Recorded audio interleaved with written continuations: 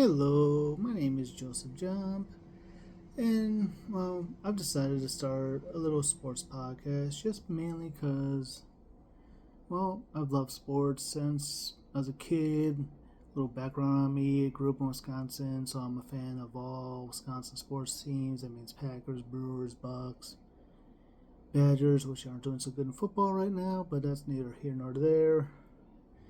And I just wanted to share my thoughts on the world of sports or sports stuff that's going on currently in the NFL, baseball, basketball, racing. I pretty much watch a lot of different sports, but anyways, so the NFL, it seems like we're headed back to another Chiefs Super Bowl. They're looking great. They got all their wide receivers and everything healthy. They look healthy. Can't really say I trust any other team out of the AFC. I mean, Baltimore, beginning of the year, I had them picked. Just based on paper, on talent, they should be better. But obviously, Lamar got injured for a few games that knocked their record down. And even before then, Derrick Henry fumbling the ball, them losing to Buffalo on what was pretty good game. Buffalo, like Josh Allen, he's carrying that team, but they just don't have the weapons outside a running back. And you look at Kansas City, they got Travis Kelce, they got Xavier Worthy back, he's playing great. Rashid Weiss came back, he's playing great. And they got Hollywood Brown, they got all the weapons to make them a great team. And if you watch just the way they play, they ain't getting their butts beat like they did against the Eagles in the Super Bowl. But that's my thoughts on them. On the NFC side, it's really too close to call on who's going to come out, because you got my Packers, which are doing great, 4-1-1 right now. Although I hate to tie. As far as I'm concerned, we lost to Dallas, but that's neither here nor there. You got the Detroit Lions, which are looking like world beaters, like they've been the last few years. Can't count out the Eagles with all their AJ Brown distractions and whatnot. You got the Rams that are looking great. You got the Seahawks that are looking great. You got the Buccaneers that are looking great. It's kind of hard to pick and choose which one, because all these teams are going to run into each other. The only team that really is no threat is whichever team sneaks in as the 7th seed, whether that's a team like San Francisco or Chicago or even Dallas somehow, if they're able to sneak in.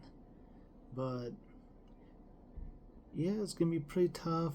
At the beginning of the year, I did have the Eagles. I'm going to stick with them for the time being. We'll see what happens. A couple weeks, a couple games could change my mind. Got some NFL games coming up this week. And just to finish up on the NFL side, I'm going to tell you my picks, and I'll post them on Facebook like I've been doing every single week. The people that know me on Facebook have seen my picks. So far, overall on the year, I've gotten 82 picks right, 39 picks wrong, which ain't bad. Last week I was 9-1, and this week I'm already 1-0. I had the Ravens. I think almost everybody did have the Ravens against the Dolphins. But before I get to my pick, the Dolphins, what a disaster. I mean, I just read earlier they fired their head coach, or not their head coach, their general manager, but they're going to keep their head coach. I don't know if that's necessarily the right move, but I will have to say this. Tua, I think he had his best years. He's done. He's not that good. He's never really been that good. Even when I did watch him a few times at Alabama, and he came in for Jalen Hurts and saved him in the NFC Championship game. I think it was against Georgia, and won them the national championship. And then next year he was all worldly, but he had great wide receivers. Devontae Smith that won the Heisman, and everyone else on that Bama team that was just great. So I think he was a little overrated, just basically overhyped. Justin Herbert should have been Dolphins pick, and had that been a Dolphins pick, they may not be in this position, nor what may they not have Mike McDaniels. They might still have Brian Flores, who's a great coach, got wrongly fired, and I don't think he would take an interview back with him, but if I was Dolphins, that's a coach, someone I would want. You're going to have someone come in and stall some physicality because they just look soft. They got speed, but speed ain't going to do you no good when you get punched in the mouth. It slows you down. And they need to get physical because in order for them to get back to the Super Bowl like they were in the 70s, they're going to need that home field advantage because they don't want to go to most of these teams' places in December, January, February in the playoffs. We already saw it in Kansas City. We've seen it in Buffalo. But that organization needs a reboot. So I would say get rid of McDaniels, see what you can get for Tua. I would keep Jalen Waddle and Devon Achane and see what you can get and draft a quarterback, have a good, stern head coach, whoever you can find and whatnot, and get what you can get for Tua, and the rest of the season is pretty much a wash for them. They might finish ahead of the Jets, but that's about it in the AFC. Or, if we're including all the teams in the AFC, might finish ahead of Jets, Titans, and Browns, but that's neither here nor there. But anyways, here's my picks for this week's games. I got the Bears over the Bengals. I don't know if Joe Flacco's going to play. Even if he does play, that Bengals defense is horrible. And although they got Jamar Chase and T. Higgins, I just don't know if that's enough to beat the Bears. Even though I'm a Packer fan, I'm supposed to hate the Bears. I don't like their quarterback, never have, but I like their head coach. I think they'll be able to squeak it out. Lions over the Vikings, that's pretty much no contest. I never liked J.J. McCarthy coming out, and the Lions are wrong. I think my Packers should be able to handle the Panthers. Chargers, that's always a disappointing team every year. So much hype. And they should be able to beat the Titans, but would I be shocked come Sunday if somehow the Titans squeaked out a victory? No. The Chargers are just one of those teams when you think for sure they should beat a team, they choke. Taking the Patriots over the Falcons. 49ers over the Giants. Had Cam Scatterbo been here, I might have picked the Giants, but I don't think so. But it would have been a closer game. Got the Colts over the Steelers. I got the Broncos over the Texans. I got the Jaguars over the Raiders. Got the Rams over the Saints. And possibly one of the games of the year, at least Chiefs and Bills. Going with the Chiefs right now, to me, they just seem hotter. They seem more complete. I know the Bills destroyed the Carolina Panthers last week and whatnot, and the Chiefs have been just bum rushing teams since they got healthy, and pretty much since they started 1-3. I just like the way they're playing. I think they're going to beat Buffalo, and this might be good for Buffalo because Buffalo seems to beat them in the regular season and lose the playoffs. So maybe could have reversed the trend. Maybe they beat them in the playoffs. Who knows? I got the Seahawks over the Washington Commanders. Commanders, I figured, would take a step back. I think they had a really great lucky year last year.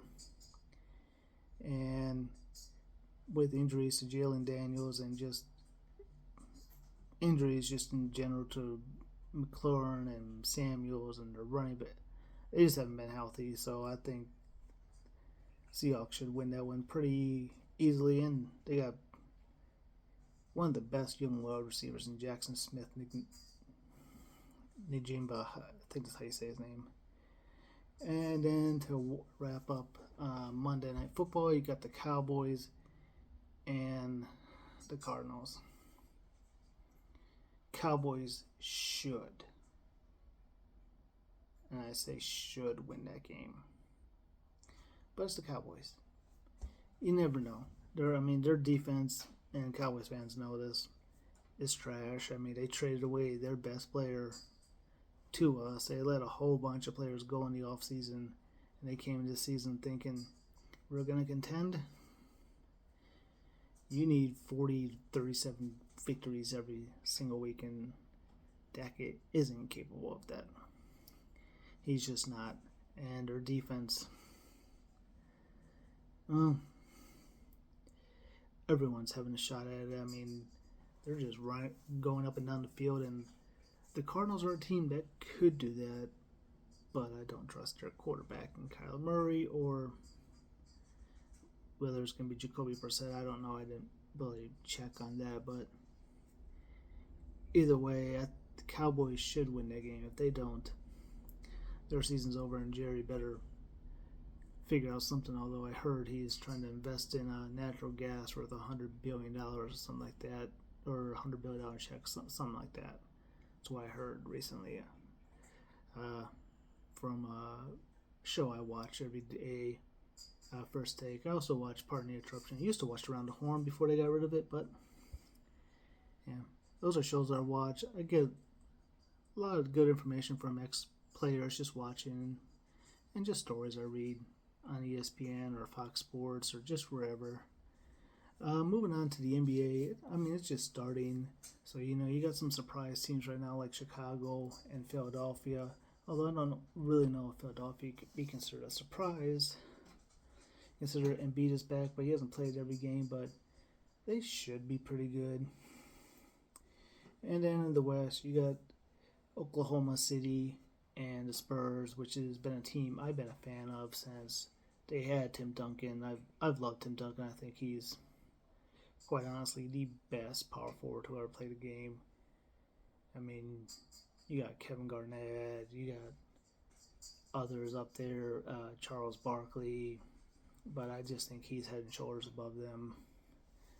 And, it's just beginning, and so those two teams are undefeated along with the 76ers and Bulls, and I became a LeBron fan over the years, not just because people talk about him in the GOAT conversation. I don't think that's a conversation you can truly have until years after he's done playing, because you look at Jordan, we can see everybody that he's played over the years, and same with Kobe. You can see everybody who's played over the years and know, okay, these are the Hall of Famers he's beat. These are, his stats and everything. LeBron is still playing, and we won't truly know how great, because even some of the players that he's playing against are borderline Hall of Famers that he's beat, like the Raptors with DeMar DeRozan and Kyle Lowry.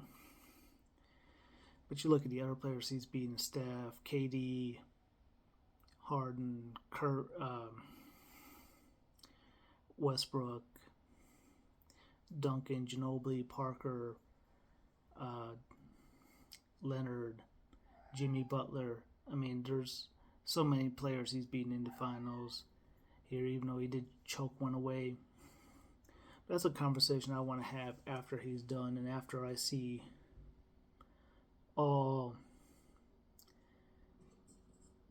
after everyone that he's pretty much played against is pretty much done out of the league, and the 5 years pass, and we see who was inducted in the Hall of Fame, and even many years after, and where all the players he's played against ranks right now in the top 10 of all time. Because right now, you really only have one other current player that he's played against that's in the top 10. That's Steph Curry. Tim Duncan's up there, so that's 2. Kobe's up there, that's 3. Played a little bit against Shaq, but Shaq was more of Jordan's era. You look at Jordan, the top 10. He played the ending of Magic. He played against Hakeem. He played against a little bit against Kobe at the end of his career. He played against Shaq. It's something I can break down maybe in the next podcast or two, looking at the top 10 NBA players of who everyone played against. I mean, Jordan had some big centers he had to go through: Akeem, Shaq, David Robinson, Patrick Ewing, Alonzo Mourning, and he had some great teams he had to go through in the Pistons. Never went through the Celtics, never could beat the Celtics, and Larry Bird. That's another one Jordan, it's in the top 10 that Jordan never beat. Isaiah's borderline top 15, top 10, depending on how you feel about him. And, LeBron, yeah, he's cakewalk through most of the East. That might be because he was just so great. I mean, even take away those Heat years, those 4 years with the Cavs. I mean, even with Kyrie, and even take the last year or two, the last 2 years without Kyrie. I mean, it was incredible what he did, especially the first Kyrie pushing Golden State to 6 games, and then so it was 1 year without Kyrie, and then what he did against Golden State by himself and getting swept and just getting to the finals. I mean, that was pretty amazing. But anyways, things I'm interested in basketball seasons, obviously Wemby, want to see how he does, want to see how Cooper Flag does, got to see how Luka does, and keep an eye on my Bucks with Giannis, because there's potential he could move. I hope not. I hope we find a way to keep him. He's pretty much the heart and soul, and he wears my former favorite players' number and 34 and Ray Allen. So if he gets traded, I'm like, that number is cursed. No one should have that number again for the Bucks, because they're just going to get traded if they're a superstar. But yeah, and the East is definitely wide open. I think any one of these teams could win it. I mean, Philly, if healthy, Cleveland, the Knicks, my Bucks, Pistons. I think the Magic could win it. I'm not going to write off the Celtics just yet. So there's about 6 or 7 teams in the East that could win it. In the West, I think it's going to come down to 3 or 4 teams: the Thunder, the Warriors, the Nuggets, and depending on how Kyrie looks when he gets back, could be the Mavs. Because if Kyrie is Kyrie, if Anthony Davis plays his potential, I know those are big ifs. If Cooper Flag is what they say he's going to be, and then you got Klay Thompson and their defense, they could definitely challenge. Maybe not this year, next year. I think the Spurs are up and coming. The Lakers, I like Luka, I like LeBron, I like Austin Reeves. I don't know how I like their pickups of Aiden and Raviola and all them other guys. I think they'll be good. I don't know if they're championship good. Not yet. It's too early to see. Maybe in a month or two, they're sitting pretty good. Top 3 or 4 in the West. We can start having that conversation. On to baseball. I'm a Brewers fan. As I said earlier, we got swept by the Dodgers. I kind of knew the Dodgers were going to win. Dodgers need to win Game 6 tonight in order to force Game 7 against the Blue Jays. Personally, I hope the Blue Jays win just because it's a team I've never seen win, and I think they deserve it. Dodgers are becoming like the Yankees of the 90s and 2000s. Just, hey, you got money, come here. We'll pay you. Win us the World Series, and that's pretty much what they are. I like teams that build more through the draft. I've rooted for pretty much any smaller market team over the years. I remember one year I had a bet against my dad. He took the Yankees, I took the Diamondbacks. Won in Game 7 thanks to a Luis Gonzalez bloop single off Rivera in the bottom of the 9th. I loved the Marlins when they went to the Yankees and beat them twice. So that was interesting. And the other sport I'm fairly knowledgeable on is motorsports. I follow NASCAR. I follow Formula One. With NASCAR, I'm not going to cover a whole lot because I know it's not that popular of a sport. Neither is Formula One in the U.S., but I'll still share a comment or two here or there on those sports over the next few weeks and whatnot, as long as I continue to do this and I see people liking it and whatnot. The chase is tomorrow. My pick is going to be William Byron. I think he's going to win the championship this year. And as far as the whole NASCAR playoffs, I think they need to get rid of it. I think they need to get rid of stage racing. To me, as an avid fan that used to watch it religiously, stage racing to me has made it worse, especially plate racing. If you want to keep stage racing, that's fine, but don't throw the yellow flag. Let them keep going. Unless you're at the restrictor plates, I'd be okay with that, because that might cause wrecks or something. But keep going. Get rid of this winning your end thing, because I've seen it over the last few years. I mean, Austin Dillon won, got in. He's not a top 16 driver. What was it, like Josh Berry or some other, Harrison Burton, year before, won a Daytona race and got into the playoffs. That's a waste of a spot for someone good that was left out. Even as great as Shane Van Gisbergen is on the road courses, that's all he's good for, is winning on a road course, and he gets in the playoffs.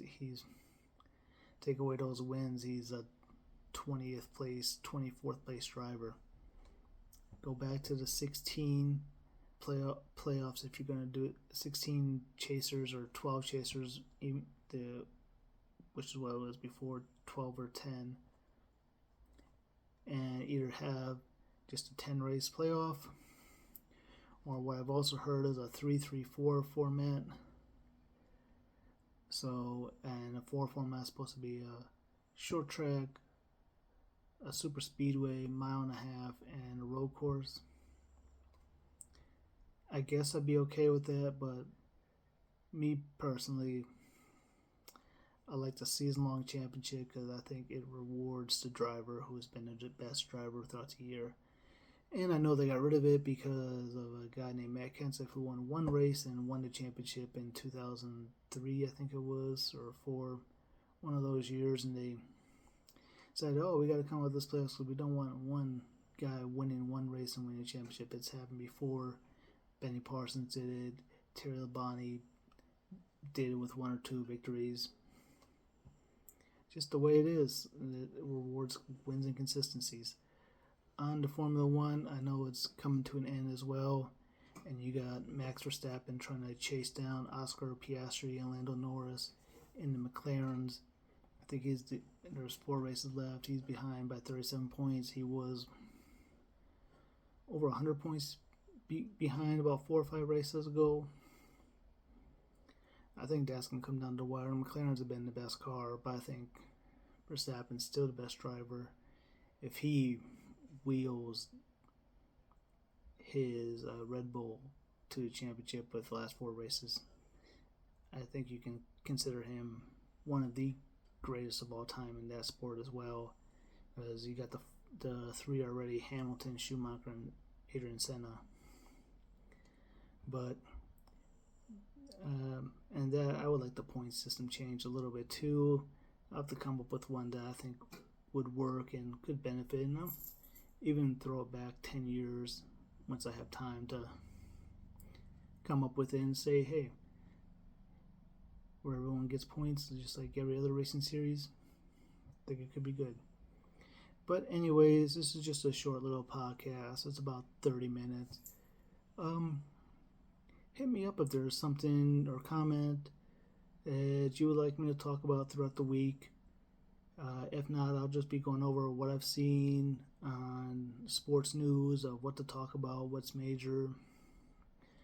I'd like your feedback. just sitting at home doing this on my podcast on my kitchen table, nothing special. So any comments or things you might want me to talk about or whatnot, hit me up and I will try to address them and look at them throughout the week and include you in my next weekly video. It's probably going to happen every Friday. Don't have a set time yet, but I'll just be recording at least on Friday, beginning, middle, end of day, and we'll go from there. Thank you, and I hope you enjoyed it. Bye-bye.